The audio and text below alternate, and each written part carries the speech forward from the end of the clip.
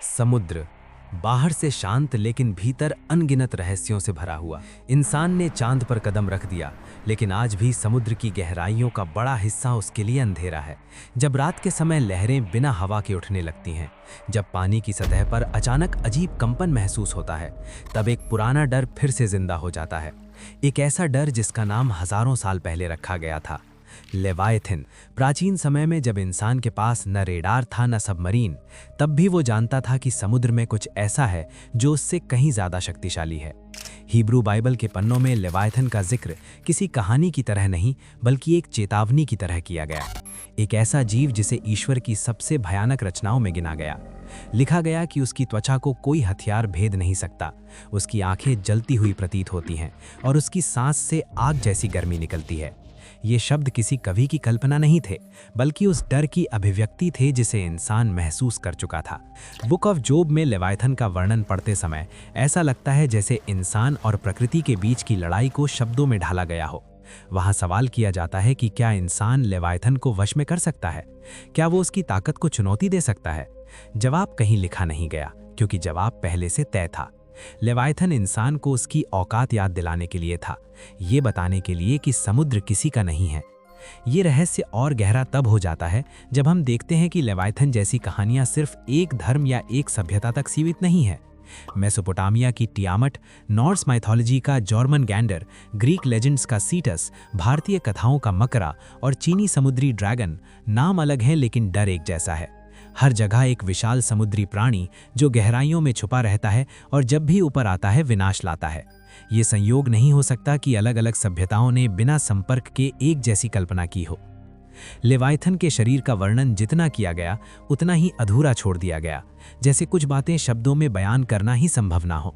कहा गया कि उसका आकार इतना विशाल है कि समुद्र उसके चारों ओर छोटा लगने लगता है। जब वो चलता है तो पानी उसके पीछे उबलता हुआ दिखाई देता है, जैसे समुद्र खुद उससे डर रहा हो। आज का विज्ञान मानता है कि ऐसा प्रभाव केवल किसी बेहद विशाल द्रव्यमान से ही संभव है, लेकिन आज तक ऐसा कोई जीव आधिकारिक रूप से दर्ज नहीं किया गया। कुछ वैज्ञानिक मानते हैं कि लेवायथन की कहानियां मोसासॉरस या प्लायोसॉरस जैसे प्राचीन समुद्री सरीसृपों से प्रेरित हो सकती हैं। ये जीव वाकई विशाल थे, शिकारी थे और समुद्र के शासक माने जाते थे। लेकिन समस्या ये है कि इन जीवों में वो धार्मिक भय, वो अजेयता और वो रहस्यमयी शक्ति नहीं मिलती जो लेवायथन के साथ जोड़ी गई। जायंट स्क्विड और कोलोसल स्क्विड की खोज ने ये जरूर साबित कर दिया कि समुद्र आज भी अपने सारे राज नहीं खोलता, लेकिन लेवायथन अब भी इन सब से अलग खड़ा दिखाई देता है। आइज़ाया में लेवायथन को अंत समय से जोड़ा गया है। वहां संकेत दिया गया है कि जब लेवायथन का सामना होगा तब एक युग का अंत होगा। ये सिर्फ एक जीव की मृत्यु नहीं होगी, बल्कि व्यवस्था का पतन होगा। कुछ मान्यताओं में कहा गया कि लेवायथन को मार दिया गया, लेकिन कई परंपराएं ये भी कहती हैं कि वो मरा नहीं है, वो सो रहा है, गहराई में, अंधेरे में, वहां जहां इंसानी आंख कभी नहीं पहुंची। आज जब वैज्ञानिक मेरियाना ट्रेंच जैसी जगहों की बात करते हैं तो डर और जिज्ञासा दोनों साथ चलती हैं। लगभग 11 किलोमीटर नीचे, जहां दबाव इंसानी कल्पना से परे है, वहां भी जीवन के संकेत मिले हैं।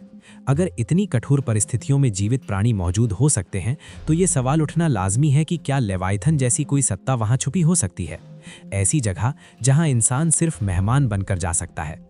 आधुनिक युग में भी समुद्र पूरी तरह शांत नहीं है। बिना मौसम के जहाज़ों का गायब होना, सोनार पर दर्ज होने वाली अज्ञात विशाल आकृतियां और अचानक होने वाली समुद्री हलचल, इन सब को आधिकारिक तौर पर प्राकृतिक घटनाएं कहा जाता है। लेकिन हर घटना के बाद एक ही सवाल उठता है, अगर समुद्र पूरी तरह समझ में आ चुका है तो डर अब तक जिंदा क्यों है? लेवायथन को प्राचीन ग्रंथों में शुद्ध बुराई नहीं कहा गया, उसे एक चेतावनी माना गया, एक याद दिलाने वाला संकेत कि इंसान चाहे जितना भी शक्तिशाली बन जाए, कुछ ताकतें हमेशा उससे बड़ी रहेंगी। लेवायथन समुद्र का रक्षक नहीं था, बल्कि समुद्र की सीमा था। अब तक हमने सिर्फ अतीत को छुआ है, कहानियों को, ग्रंथों को और वैज्ञानिक अटकलों को, लेकिन असली सवाल अभी सामने आना बाकी है। अगर लेवायथन कभी अस्तित्व में था तो क्या वो सच में समाप्त हो चुका है, या फिर वो आज भी किसी अंधेरी गहराई में सो रहा है? और अगर वो जागा तो क्या इंसान उसे पहचान भी पाएगा? क्योंकि समुद्र जब शांत होता है तब वो सबसे ज्यादा रहस्यमय होता है, और इतिहास यही बताता है कि हर महान विनाश से पहले एक अजीब सी खामोशी जरूर आती है। समुद्र की गहराइयां सिर्फ अंधेरी नहीं होती, वे चुप होती हैं। और जब कोई जगह जरूरत से ज्यादा चुप हो तो इतिहास बताता है कि वहाँ कुछ ना कुछ छुपा होता है। आधुनिक तकनीक के बावजूद इंसान आज भी समुद्र के भीतर उतना ही अनजान है जितना हजारों साल पहले था। सैटेलाइट सतह को देख सकते हैं, सोनार आवाज पकड़ सकता है, लेकिन गहराइयों में क्या हिलता है, क्या सांस लेता है, ये आज भी पूरी तरह स्पष्ट नहीं है।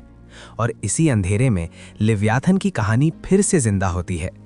20वीं सदी के मध्य से कई नेवल रिकॉर्ड्स में ऐसे अनएक्सप्लेन्ड इंसिडेंट्स दर्ज किए गए हैं जहां सबमरीन्स ने असामान्य आकार की हलचलें रिकॉर्ड की। ये ऑब्जेक्ट्स ना तो किसी जात वेल से मेल खाते थे, ना किसी पनडुब्बी से।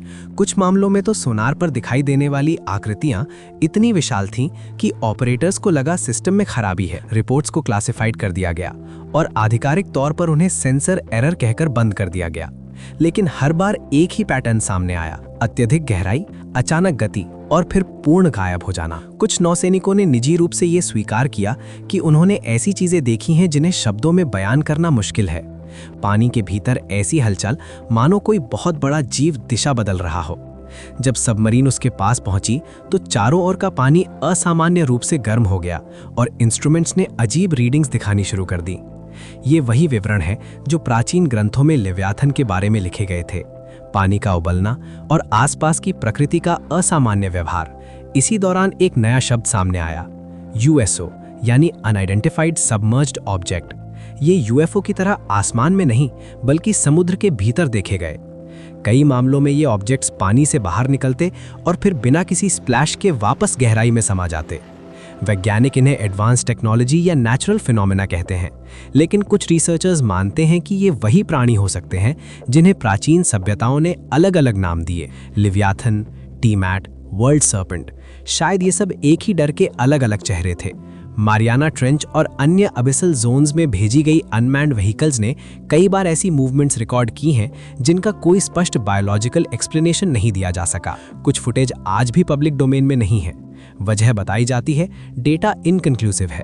लेकिन सवाल ये है कि अगर कुछ भी असामान्य नहीं था तो उसे छुपाने की जरूरत क्यों पड़ी? इतिहास गवाह है कि जब भी इंसान किसी ऐसी चीज के करीब पहुंचता है जिसे वो समझ नहीं सकता, तो वो उसे या तो भगवान बना देता है या फिर फाइलों में बंद कर देता है। लिव्याथन को लेकर एक और थ्योरी ये भी कहती है कि ये सिर्फ एक जीव नहीं बल्कि एक स्पीशीज हो सकती है। शायद कभी ये जीव समुद्र के शीर्ष शिकारी थे और समय के साथ या तो विलुप्त हो गए या फिर इतनी गहराई में चले गए जहां इंसान की पहुंच नहीं। प्राचीन ग्रंथों में लिव्याथन को अकेला बताया गया, लेकिन कुछ टेक्स्ट्स में संकेत मिलते हैं कि वो अकेला नहीं था। अगर ऐसा है तो ये कल्पना और भी डरावनी हो जाती है कि समुद्र की गहराइयों में आज भी कुछ ऐसा मौजूद हो सकता है जिसे इंसान ने कभी ठीक से देखा ही नहीं। धार्मिक दृष्टिकोण से लिव्याथन को हमेशा एक सीमा रेखा की तरह देखा गया। वो अच्छाई और बुराई के बीच नहीं बल्कि इंसान और प्रकृति के बीच खड़ा था। उसे मारने या नियंत्रित करने की बात कम और उससे बचने या सीखने की बात ज्यादा की गई। शायद यही वजह है कि लिव्याथन की कहानियां डराने के साथ साथ चेतावनी भी देती हैं। ये बताती हैं कि हर शक्ति को चुनौती देना जरूरी नहीं, कुछ को समझना ही काफी होता है। आज जब climate change, deep sea mining और ओशन एक्सप्लोरेशन तेजी से बढ़ रही है, तब ये सवाल और भी ज्यादा गंभीर हो जाता है। क्या इंसान फिर से उन सीमाओं को छू रहा है जिन्हें पार नहीं करना चाहिए? प्राचीन कथाओं में लिव्याथन का जागना अक्सर इंसान की लालच और घमंड से जुड़ा हुआ दिखाया गया है, जैसे समुद्र खुद चेतावनी दे रहा हो कि अगर संतुलन टूटा तो जवाब भी उतना ही भयानक होगा। कुछ रिसर्चर्स मानते हैं कि लिव्याथन शायद कभी एक वास्तविक जीव रहा हो, लेकिन आज वो सिर्फ एक प्रतीक बन चुका है। एक ऐसा प्रतीक जो हमें याद दिलाता है कि समुद्र सिर्फ पानी का विशाल मैदान नहीं बल्कि एक जीवित, सांस लेती हुई दुनिया है, और हर जीवित दुनिया की तरह उसके भी अपने रक्षक और अपने रहस्य हैं। लिव्याथन उसी रहस्य का नाम हो सकता है। लेकिन कुछ सवाल ऐसे हैं जो प्रतीकों से आगे जाते हैं। अगर लिव्याथन सिर्फ एक कल्पना है तो इतनी सदियों तक उसका डर क्यों बना रहा? अगर वो कभी था ही नहीं तो अलग अलग सभ्यताओं ने उसे एक जैसा क्यों देखा? और अगर वो अब नहीं है तो समुद्र की गहराइयों में आज भी वो अजीब सी बेचैनी क्यों महसूस होती है जिसे वैज्ञानिक पूरी तरह समझा नहीं पाए हैं? शायद लिव्याथन आज भी वही है जहां वो हमेशा से रहा है, अंधेरे में, गहराई में, शांत। वो हमला नहीं करता, वो पीछा नहीं करता, वो सिर्फ इंतजार करता है। इंतजार उस पल का जब इंसान फिर से ये भूल जाए कि समुद्र उसका नहीं है। और जब ऐसा होता है तो इतिहास बताता है कि समुद्र हमेशा याद दिलाता है, क्योंकि कुछ रहस्य खत्म नहीं होते, वे बस गहराई में चले जाते हैं। और लिव्याथन शायद उन्हीं में से एक है। समुद्र आज भी शांत है, लेकिन जो लोग इतिहास को जानते हैं वे ये भी जानते हैं कि समुद्र की सबसे खतरनाक हालत तूफान नहीं होती, बल्कि वो खामोशी होती है जो किसी बहुत बड़ी चीज़ के हिलने से पहले आती है।